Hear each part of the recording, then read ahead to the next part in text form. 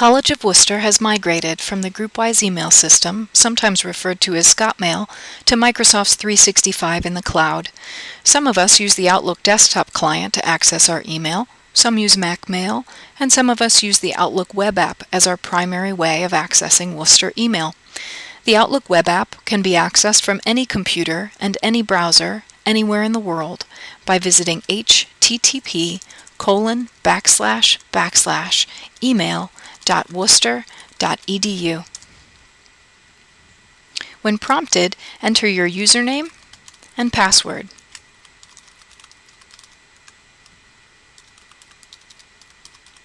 If you do not receive this prompt, you may want to check your browser's pop-up settings to make sure they're not turned off. This is the current Outlook web app view. On Friday, September 6th, the Outlook web app interface will be upgraded by Microsoft to their new look and feel.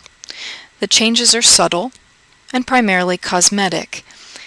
Here you can see that the majority of the changes exist in the navigation view, as well as in calendar and contacts, which used to appear down here in the lower left-hand corner.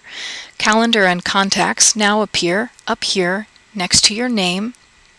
You can see the calendar view, and contacts, which is now referred to as people in the Outlook web app view. Here you can see your list of contacts, and you can also view your groups underneath the search bar.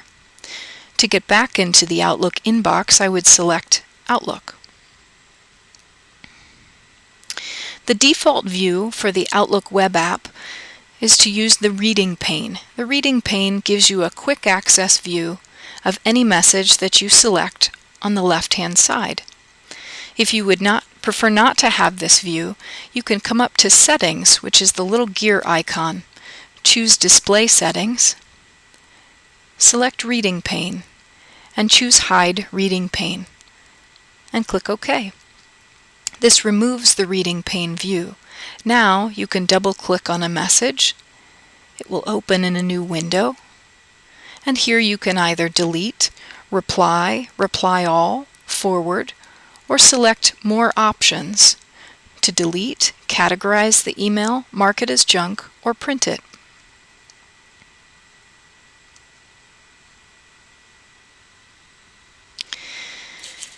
You can turn back on the reading pane by going back to the gear icon, choosing Display Settings, choosing Reading Pane, and then Show Reading Pane on the right. If you wanted to set a vacation away message in the new view, you'd come back up to Settings, choose Set Automatic Replies, and you can see that the view is very similar to what you saw in the old version. You can set when you're going to be in and out of the office, compose a message for recipients, and choose to send it to both on-campus and off-campus recipients. I can go back to the inbox by clicking on Outlook. If I want to send a new message, I simply come up to the upper left-hand corner and click New Mail. Here I can enter a recipient by typing their name, and if I've sent them a message before, they'll appear in the search. Otherwise, I can click to search contacts and directory, or I can begin typing their name, come up to additional options and choose check names for it to search, or I can click on To view my list of contacts. Here I can select a recipient, they will be added to the To field, and I can click OK.